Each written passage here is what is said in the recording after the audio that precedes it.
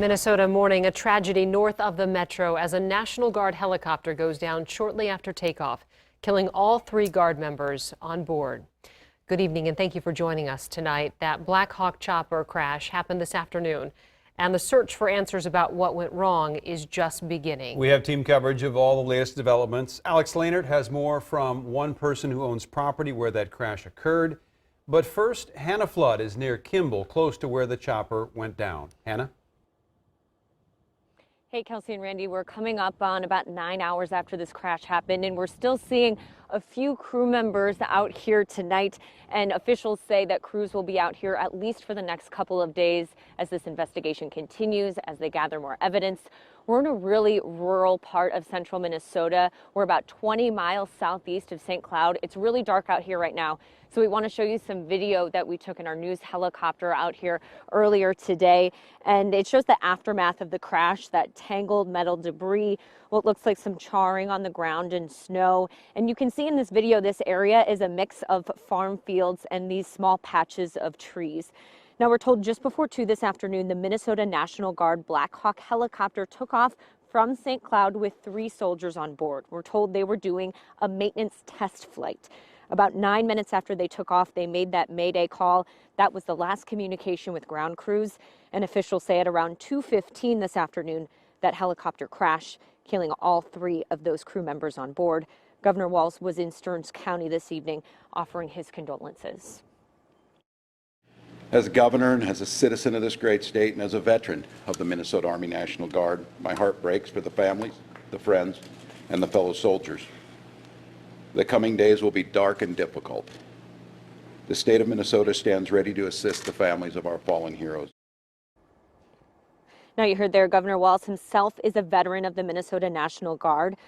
Members of the National Guard will be helping out with this investigation. And tonight, the governor offering up his support for those soldiers as they mourn this loss while continuing to work to find out why this tragedy happened. These are brothers in arms, and I ask for us to think the folks that are in this room still doing their professional duty were not just fellow soldiers, they were friends and know the families. So it's a tough time. Now, today, officials told us that members of the Army Safety Division out of Alabama will be here. They're en route here, expected here tomorrow, and they'll be kind of leading this investigation. Stearns County officials told us to expect a lot of activity in this area over the coming days as they continue this investigation, continue gathering evidence to try and answer some of these questions that we have here tonight. For now, live just outside of Kimball, Hannah Flood, Fox 9. All right, Hannah, and as Hannah pointed out, and as we saw in that video, that chopper went down kind of in a rural area right on a fence line of family's property. And they spoke to Fox 9 after the crash. Our Alex Lehnert continues our team coverage tonight from near the scene. Alex? Yeah, well, when we spoke with them earlier, they were obviously saddened by the news that they had heard. But what we've been hearing from people who live in the area is the sound of helicopters is not uncommon. So they didn't think anything of it while they were hearing the helicopter. And we want to show you what it looked like when we got here this afternoon, right around 3:30.